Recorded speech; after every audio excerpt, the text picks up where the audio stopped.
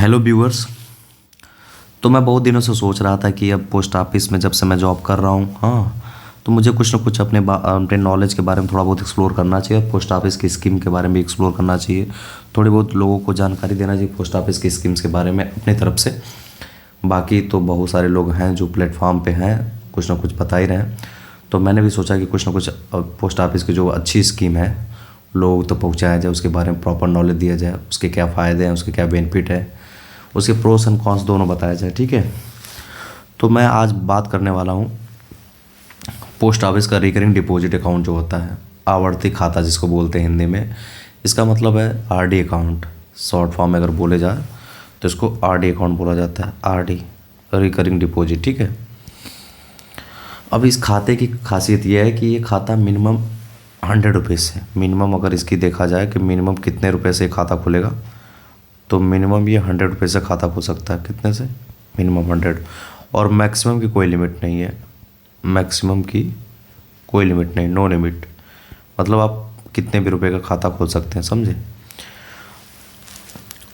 ये 100 रुपीज़ का मिनिमम है और इसका मल्टीपल कुछ भी हो, 10 का मल्टीपल अगर वही कुछ, जैसे मान लीजिए आप 150 का खोलना चाहते हैं, 150 का भी खुल जाएगा। 200 का खोलना चाहते हैं, 200 का खुल जाएगा। अब एक और कन्फ्यूजन रहता है कि एक आदमी का कितना अकाउंट खुलेगा। तो एक आदमी का, कोई भी एक कस्टमर हो, एक कस्टमर का अनलिमिटेड अकाउंट खुल सकता है, अनलिमिटेड, जितनी इच्छा हो उतना खुलवा सकता है। तो post office recurring deposit account की खासियत क्या है कि ये मिनिमम 100 रुपये से खुल सकता है। आपका 10 मल्टीपल में होना चाहिए जो अमाउंट आप डिपॉजिट कर रहे हैं या जिस अमाउंट से खाता खुलवा रहे हैं। और मैक्सिमम की कोई लिमिट नहीं है, आप जितने भी 1 लाख, 2 लाख, 10 लाख, 20 लाख, जितना भी आप चाहें उतना तक खुलवा सकते हैं। ठीक है, और इसका इंटरेस्ट हम देखते हैं कि इंटरेस्ट कितना होता है। इसका इंटरेस्ट जो होता है, इसका जो ब्याज होता है 6.7 पर एनम है। मतलब एक साल में आपके अमाउंट का 6.7 ब्याज मिलेगा। ठीक है, तो आपको एक रफली आइडिया दे देते हैं कि इसका कैसे होता है। जैसे मान लीजिए अप्रॉक्सीमेटली आपने 100 रुपये डिपॉजिट किया हर महीने। ठीक है, 100 रुपये डिपॉजिट किया तो 12 महीने का कितना होता है, 12 मंथ का हो जाएगा आपका 1200 रुपये। और ये स्कीम जो काम करती है कितने टर्म के लिए होती है, 5 साल के लिए होती है।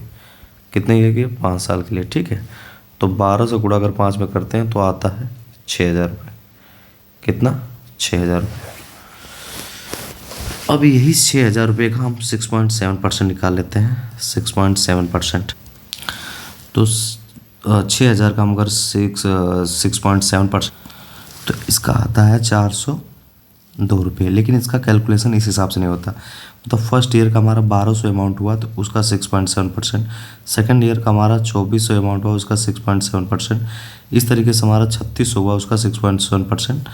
तो इस हिसाब से इसका कैलकुलेट होता है कि हमारा इतना इतना परसेंट आ रहा है। तो अंत में 5 साल में आप हमारा कितना रुपया हो जाता है। ठीक है, तो अगर हम मान लीजिए ऑन एन एवरेज अगर 100 रुपये का देखते हैं कि 100 रुपये का अगर हम डिपॉजिट कर रहे हैं 5 सालों के लिए, तो हमारा कितना ब्याज बनता है। तो इसका ब्याज बनता है हमारा, अगर इस समय का रेट के हिसाब से देखा जाए तो बनता है 1137।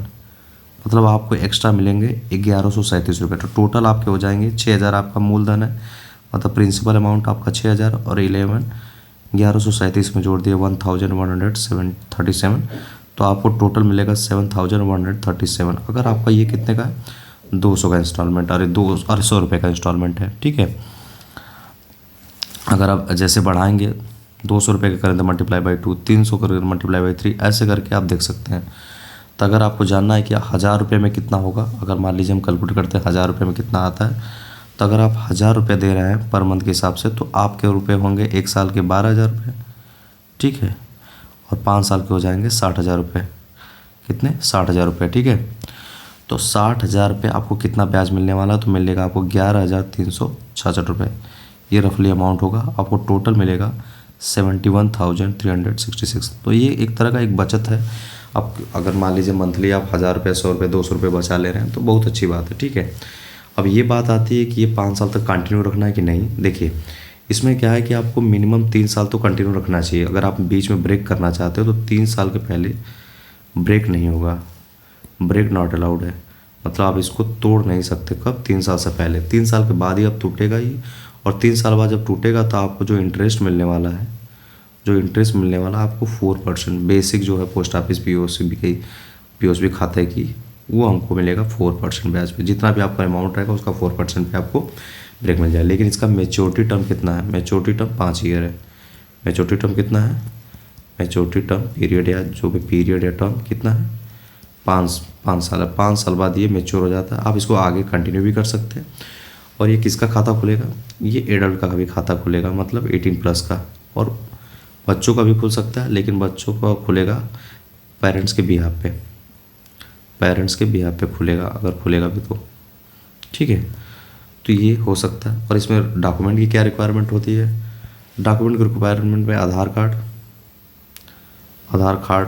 का जेरॉक्स चाहिए हमको। जहाँ भी आप खाता खुलवा रहे हैं आधार कार्ड की जेरॉक्स की कॉपी चाहिए उनको। और पैन कार्ड का जेरॉक्स चाहिए। ठीक है, और मिनिमम 3 फोटोज। मिनिमम कितने फ़ोटो चाहिए? 3 फ़ोटो चाहिए, जिस कस्टमर का अकाउंट खुलवाना है। तो बहुत ही अच्छी स्कीम है। पोस्ट ऑफिस की 6.7% है इसका इंटरेस्ट।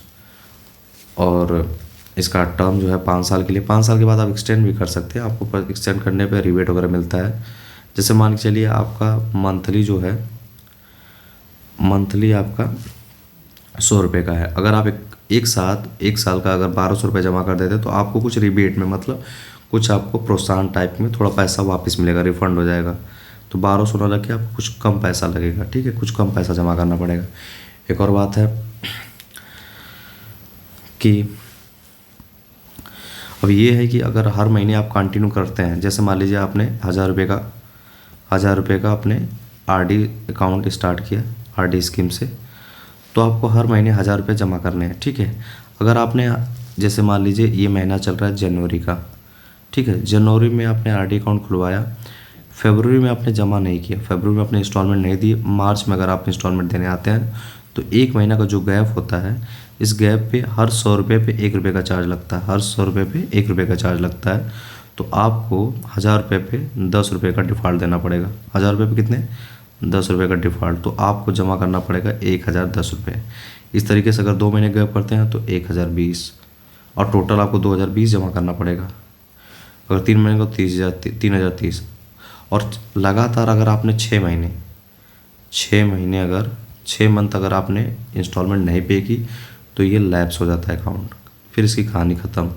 तब ये आपको 3 साल बाद जितना भी अमाउंट है उसमें उसका 4% जो है इंटरेस्ट पे आपको आपके सेविंग अकाउंट में ट्रांसफ़र कर दिया जाएगा। तो इसके 6 मंथ इसको क्या कर सकते हैं, 6 मंथ तक रोक सकते हैं। 6 मंथ से जैसे ही ज़्यादा हुआ ये अकाउंट लैप्स हो जाता है, मतलब ख़त्म कहानी।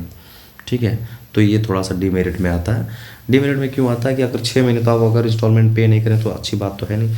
तो आप इसको शुरू कर सकते हैं। पोस्ट ऑफिस की सबसे बेहतरीन स्कीमों से ये भी स्कीम अच्छी है। फिर किसी और वीडियो में हम किसी और स्कीम के बारे में बात करेंगे। वीडियो कैसा लगा आप लोग बता सकते हैं।